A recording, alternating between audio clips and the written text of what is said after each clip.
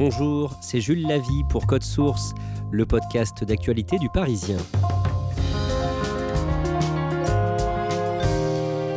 Après La télé a changé ma vie, l'été dernier, Code Source vous propose pendant ses vacances estivales une autre série, Comment les réseaux ont changé ma vie. Aujourd'hui, témoignage de Roman Doduic, un humoriste de 23 ans. Roman Doduic a percé sur l'application de vidéos courtes TikTok, mais il a tellement produit de contenu sur son compte pour rester en tête des recommandations qu'il a fini par faire un burn-out. Roman Doduic raconte son histoire au micro d'Ambre Rosala pour Code Source.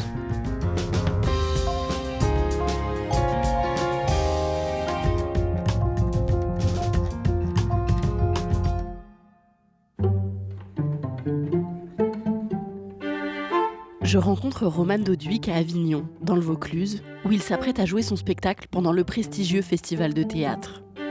Il a les yeux bleus et on le reconnaît surtout à ses cheveux noirs très bouclés.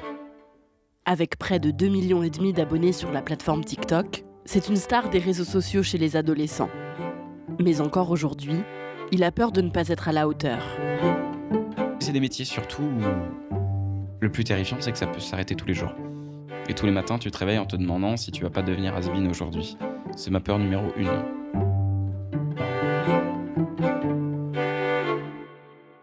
Roman Doduic est né le 2 octobre 1998, à Châtenay-Malabry, dans les Hauts-de-Seine, où il grandit avec ses parents et ses 2 grands frères. Sa mère est documentaliste et son père travaille dans l'événementiel. Quand Roman est petit, c'est un enfant assez turbulent. J'étais bruyant, m'agitais dans tous les sens, je sortais les casseroles des placards pour les mettre par terre, je faisais des spectacles, je tapais sur les casseroles avec des cuillères en bois. J'adorais faire des spectacles pour tout le monde, les parents, la dame de la cantine, les enfants de l'école. Dès que je pouvais être en représentation, je le faisais. Comme il est passionné de théâtre, les parents de Roman l'inscrivent au conservatoire à l'âge de 12 ans. Mais il fait aussi de la magie, de la danse, du chant ou encore du dessin. En entrant au collège, Roman est plus petit que tous ses camarades de classe et ça le complexe beaucoup. J'ai toujours été petit, plus petit que la moyenne des gens de mon âge. Et c'était relou parce que forcément, t'as une différence avec les autres gamins. Les gamins, dès qu'ils trouvent une différence, ils te la mettent dans la gueule de toute façon. Du coup, un jour, on a quand même fait un petit test médical pour voir à quoi ça correspondait, pourquoi j'étais aussi petit. Et en fait, on s'est rendu compte que j'avais un retard de croissance assez énorme par rapport aux gens de mon âge. Alors du coup, j'ai pris un traitement d'hormones de croissance. C'est une petite piqûre quotidienne. En plus, pour faire marcher la croissance, il fallait retarder la puberté. Parce que la puberté bloque les os des jeunes garçons assez tôt. Donc pour que l'hormone de croissance marche plus longtemps, on a retardé ma puberté d'au moins 3 ans. Et ça, c'était le plus dur. Parce qu'autant être plus petit, c'est une chose, mais quand tous tes potes, ils font 4 têtes de plus que toi, des épaules, du duvet, une voix qui mue, et qui commencent à parler aux filles comme ça, et que toi, tu ressembles toujours à leur petit frère de 6e, en 3e, c'est dur. Roman n'est pas très bon à l'école et surtout il s'ennuie. Et comme il est passionné de théâtre, il s'arrange pour faire son stage de 3e, qui dure 1 semaine, à la Comédie de Paris, dans le 9e arrondissement. Mon daron connaissait la tante du coiffeur, du mec qui connaissait vite fait le régisseur. Donc j'ai rencontré le régisseur du théâtre de la Comédie de Paris. Et pendant 1 semaine, je me suis occupé de tout ce dont un stagiaire peut s'occuper dans un théâtre. Passer le balai, cirer des chaussures, apporter des cafés. Et il y avait Caroline Vigneault qui jouait son spectacle à la Comédie de Paris à ce moment-là. Et je lui ai dit, moi j'adore le théâtre, j'aimerais bien faire du stand-up un jour. Elle m'a dit, ok chiche, fais ma première partie à la fin de ton stage. Caroline Vigneault est une ancienne avocate devenue humoriste. Pendant sa semaine de stage, Roman, qui a 15 ans, prépare donc un sketch qu'il jouera devant 200 personnes. Au lieu de faire mon rapport de stage comme tous mes potes, moi je faisais mon petit spectacle, j'écrivais mon petit sketch tous les soirs dans ma chambre. Je lui ai dit, tu veux voir le texte ? Elle m'a dit, non, vas-y monte sur scène, mais vole pas de blagues. Elle m'a dit, vole pas de blagues, fais des blagues de gens de 3e. J'ai fait des blagues sur la dame de la cantine, les potes du collège, et c'était ma toute première scène officielle, on va dire, ma première scène pro. J'étais mort de trac. La première fois que je montais sur scène, c'était devant 200 personnes.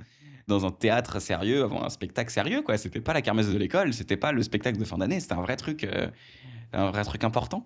Et je me rappelle être sorti de scène en me disant, c'est ça que je veux faire. Ça, c'est ce que je veux faire de ma vie. En arrivant en seconde, au lycée, Roman commence à écrire des sketchs et à faire des petites scènes de stand-up à Paris. Tout mon lycée, je suis en cours la journée et le soir, je vais faire du stand-up. Les textes, je les écris en cours. Les textes, je les écris dans la journée quand je suis censé faire mes devoirs et quand je suis en perm ou en heure de colle. Et le soir, je prends mon petit RER et puis je vais jouer mon spectacle. Enfin, je vais jouer des extraits de spectacle, des 5 minutes dans des comédie clubs et je commence à me faire connaître dans les comédie clubs de Paris, dans des petits cafés de théâtre, des petits bars. Des fois, c'est des endroits où tu joues dans des chichas devant 30 personnes qui s'en battent les couilles. Des fois, c'est tu joues devant 15 personnes dans un bar où ils sont bourrés. Des fois, tu joues devant 100 personnes, c'est incroyable et c'est le comédie club un peu stylé où tu as réussi à te faire un 5 minutes. Faut pas bider parce qu'il faut que tu fasses bonne impression. C'est un début de carrière, c'est un vrai début de carrière, sauf que moi, j'ai 16-17 ans, quoi. Je suis un gamin, je suis même pas majeur. Et ils me donnent l'argent en douce parce qu'ils ont pas le droit de me payer, je suis pas censé être là. Et des fois, je sèche des cours pour arriver à des événements plus tôt. Donc, c'est une période de ma vie où je suis lycéen et en même temps, je m'installe dans un univers très professionnel et c'est pas évident d'ailleurs parce que tout le monde a 30 balais, tout le monde a déjà eu une vie avant et moi j'ai même pas mon bac. En jouant sur une petite scène, Roman rencontre un jour un metteur en scène. Il obtient son bac et à 18 ans, il finalise son premier spectacle, La Revanche des crevettes, dans lequel il parle de son expérience du lycée et de son adolescence. Il commence à jouer son spectacle dans des petites salles et en parallèle, il continue de jouer des sketchs de quelques minutes dans des comédie clubs avec d'autres humoristes. J'ai fait des toutes petites salles. Et non, c'était pas évident parce que c'est pas seulement le fait de monter sur scène, c'est le fait aussi de te faire respecter par ce milieu, d'arriver à trouver des dates aussi, donc d'être assez sympathique et assez drôle pour qu'on ait envie de te récupérer sur la prochaine édition ou sur un autre plateau. Faut se faire un nom, faut envoyer des messages sur Facebook. Il y a des moments où moi j'habitais en banlieue en plus, donc c'était 1h30 pour y aller. T'arrives là-bas, tu fais 5 minutes, tu te prends un bide, tu gagnes 4 € et ensuite 1h30 pour rentrer. Tu te demandes à quoi a servi ta vie, à quoi a servi ta soirée et à quoi sert ta vie. Pendant 2 ans, Roman réussit quand même à faire environ 200 dates. Il se fait un petit nom dans le monde du stand-up, mais il n'est pas connu du grand public. Puis en 2020, quand il a 20 ans, il écrit un deuxième spectacle, Adorable, dans lequel il parle toujours des adolescents, lui qui n'en est plus un. De son point de vue de jeune adulte, il se renseigne sur ce qui plaît aux ados et s'inscrit par exemple sur le réseau social TikTok, une application de partage de courtes vidéos. En mars 2020, un confinement est annoncé à cause de la pandémie mondiale. Roman se retrouve donc enfermé chez lui avec ses parents et tous ses projets sont mis sur pause. C'était soit je faisais du jardinage avec mon père, soit je faisais des vidéos sur Internet. Et comme je tenais à ma vie et à ma santé mentale, j'ai décidé de faire des vidéos sur Internet. En fait, j'avais installé TikTok parce que vu que mon spectacle parlait un peu des ados, il fallait un peu que je me renseigne sur 2-3 trucs. Donc j'avais joué à Fortnite une fois, j'avais regardé un animé pour voir et j'avais installé TikTok. Et j'ai installé TikTok pour trouver des blagues à faire sur les gens de TikTok. J'ai installé TikTok pour me moquer de TikTok. Et donc du coup, vu qu'il y avait des vidéos à faire, moi je n'étais jamais allé sur les réseaux, ça m'intéressait pas du tout de faire des réseaux sociaux. Moi je suis un mec de théâtre, je suis de la scène, j'ai pas besoin d'internet. J'ai juste fait une vidéo pour voir, parce qu'on était confinés. C'était une chanson au ukulélé. C'était une parodie d'Angèle, Balance ton quoi, et j'avais fait Balance ton chat. Pour lui, chez moi, c'est un resto. Je retrouve partout des boules de poils. Il a chié au fond du frigo pendant un repas familial. Mes amis le trouvent hyper beau alors qu'il se lèche le trou de balle. Il me coûte un bras en veto, j'aurais dû m'acheter un cheval. Balance ton chat, ah, paraît qu'il retombe sur ses pattes. Jette-le du 16e étage. Balance ton chat, c'est bien meilleur quand c'est plat. Balance ton chat, ah, donc laisse-moi le noyer. La vidéo a été vue des centaines de milliers de fois, elle a été reprise des centaines de milliers de fois aussi. Et quand j'ai vu le résultat de cette vidéo, je me suis dit tiens, il y a peut-être moyen de faire quelque chose d'intéressant. Et vu qu'en plus on est confinés, en plus ils nous avaient dit on est confinés une semaine. Bon, bah, pendant une semaine je fais des vidéos. Finalement, le confinement est prolongé. Et pendant 2 mois, Roman publie de nombreuses vidéos humoristiques sur TikTok, des parodies de chansons ou des petits sketchs depuis sa chambre. Je fais que ça, je publie 2 à 3 vidéos par jour pendant le confinement. Je fais un live aussi quasiment par jour. Je passe de 0 à 500 000 abonnés en 3 mois. C'est très étrange parce que je suis tout seul. Je suis avec mes parents, mais globalement, je passe mes journées tout seul dans ma chambre. Je suis enfermé chez moi, je sors pas. Personne ne sort, c'est la fin du monde. il n'y a personne dans les rues, et il y a des centaines de milliers de gens dans mon téléphone. C'est très bizarre. J'étais à la fois très seul et très entouré. À la fin du confinement, des jeunes commencent à reconnaître Roman dans la rue. Il continue de faire des vidéos sur TikTok et il lance aussi sa chaîne YouTube et ouvre un compte Instagram. Ses vidéos font des centaines de milliers de vues et en juin 2020, Roman dépasse le 1 million d'abonnés sur TikTok. Il lance un concept de vidéo dans lequel il fait des micro-trottoirs avec des adolescents dans la rue, un peu partout en France, et en parallèle, il continue de faire des vidéos plus écrites. C'est énormément de travail. En écriture, c'est énormément de travail parce que tout est écrit, tout est pensé, tous les concepts, après, il faut les mettre en place. Donc, c'est de la production, vraiment. Quand tu fais des vidéos sur Internet, t'as plein de métiers en un. Donc, t'es auteur, t'es réalisateur, t'es producteur exécutif, t'es décorateur, t'es chef éclairagiste, t'es ingénieur du son, t'es monteur, t'es community manager. Tu te réveilles à 7h du matin. Tu fais un footing pour te mettre en forme. Tu écris, tu tournes, tu montes, tu envoies des messages, tu publies, tu entretiens ta communauté, tu fais des lives, et après tu montes sur scène, tu rentres chez toi, tu finis ton montage, tu dors et tu recommences. Je fais de la vidéo au quotidien, sur 3 réseaux sociaux différents. Il y a YouTube, Instagram, TikTok, il faut réussir à tout faire monter en parallèle. Je fais un spectacle, j'essaie de prendre soin de ma vie aussi, personnelle. C'est difficile à gérer parfois, et il y a des fois où effectivement ça cartonne. Et quand ça cartonne, c'est juste très exaltant. C'est tu descends une piste de ski tout chose, quoi. C'est millions de vues sur millions de vues et tout le monde t'aime et tout le concept est super, qu'on te reconnaît dans la rue et c'est génial. Et il y a des fois où ça stagne, même pire, ça descend. Donc là, il faut pas s'arrêter. Sur les réseaux sociaux, et sur TikTok en particulier, les vidéos des comptes les plus actifs sont mises en avant. Roman doit alors poster très régulièrement pour continuer de faire beaucoup de vues.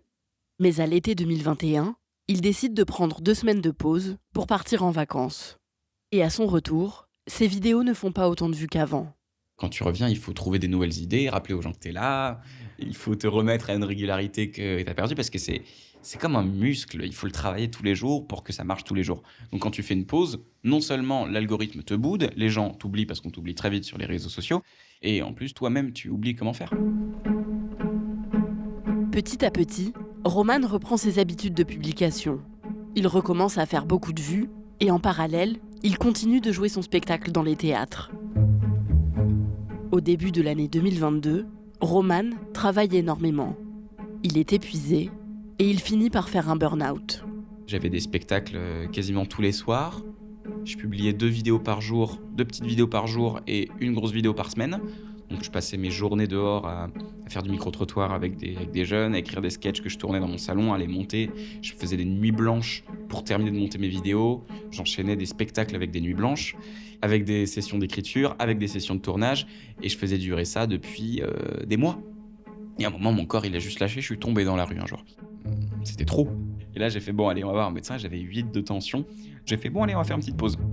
J'ai pris une semaine de pause pour aller en Normandie, sans wifi, près de la mer. Il n'y avait personne. Malgré cette semaine de pause, Roman ne recommence pas à publier des vidéos.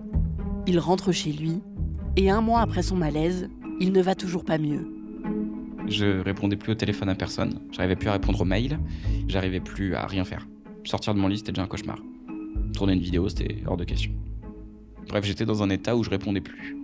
Et Caroline Vigneault, celle qui m'a lancé en 2014, je vois j'ai 5 appels manqués. Bon, au bout du 5e, je me dis, Roman, fais un effort, je sais que t'es en burn-out, je sais que t'en peux plus, je sais que tu veux plus parler à personne, mais c'est une amie, elle t'a appelé 5 fois, réponds, rappelle-la. Et je la rappelle, elle me dit, ouais, est-ce que tu veux faire l'Olympia ? Et moi, à ce moment-là, je suis dans un état physique indescriptible, c'est pas possible. Si je peux pas refuser l'Olympia. C'est le rêve de ma vie. Toute ma vie, j'ai rêvé de jouer sur cette scène. C'est une scène mythique. Edith Piaf, Jean-Jacques Goldman, Daniel Balavoine, Serge Gainsbourg, tout le monde, quoi. Alors je dis oui. Et ça m'a sauvé. Le fait d'avoir cet objectif aide Roman à aller mieux. Et le 15 avril 2022, il s'apprête à monter sur la scène mythique de l'Olympia à Paris. Je suis traqueux, évidemment, mais je suis pas flippé. On me microte. Je fais une petite story pour remercier les gens parce que c'est aussi grâce à eux que j'en suis là. Je suis Derrière le rideau de cette scène incroyable, il y a 2000 personnes qui sont assises, qui m'attendent pas du tout. Et Caroline prend le micro pour dire « J'ai une surprise pour vous. Il s'appelle Roman Doduic, applaudissez-le. » Et là, je rentre sur scène et je vois cette salle. Je vois cette salle que j'ai vue en DVD, que j'étais dans cette salle plein de fois, je suis allé voir des concerts. Puis ça a bien marché, les gens rigolaient, les gens applaudissaient, j'ai chanté, j'ai fait des blagues. C'était trop bien. Je suis sorti en me disant maintenant, il faut que je le fasse tout seul.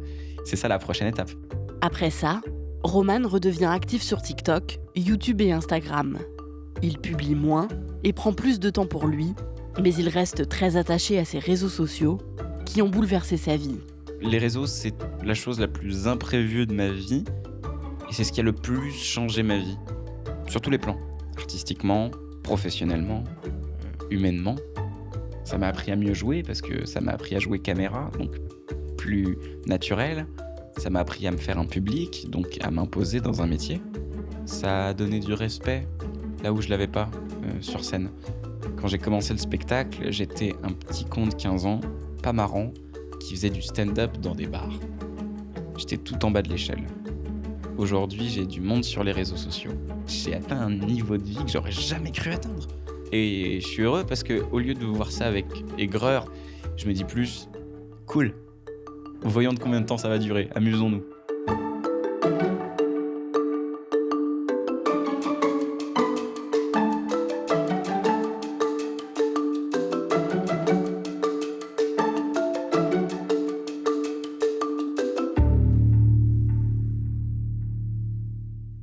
Ambre, Roman Doduic, comment il se sent aujourd'hui ? Alors il va beaucoup mieux, après son burn-out, il s'est fait aider, il a vu un psy et il est très entouré, donc ça l'a aidé à s'en remettre. Et aujourd'hui, il est moins actif sur les réseaux sociaux, il fait plus attention à son état physique et mental et du coup, il va beaucoup mieux. Quelles sont ses prochaines dates ? Alors il reprend son spectacle Adorable dès la rentrée, il jouera au Palais des Glaces à Paris tous les jeudis, samedis et dimanches dès le 15 septembre et il fera aussi quelques dates de tournée dans le reste de la France. Est-ce qu'il a d'autres projets maintenant ? Oui, en fait, il vient juste de créer une entreprise. C'est une agence qui cherche des talents et qui les aide à percer. Donc, ça peut être des humoristes, des chanteurs, des acteurs, n'importe quel talent. Et voilà, l'un de ses projets, c'est d'aider des jeunes à se faire un nom comme lui a pu se faire un nom grâce aux réseaux sociaux. Merci Ambre Rosala et merci à Grégory Plouvier pour son aide. Cet épisode de Code Source a été produit par Raphaël Pueyo, Lola Sotti et Thibault Lambert. Réalisation Pierre Chaffanjon. Code Source est le podcast d'actualité du Parisien. Pour ne rater aucun épisode, n'oubliez pas de vous abonner sur votre application audio préférée. Au nom de toute l'équipe de Code Source, je vous souhaite un très bel été.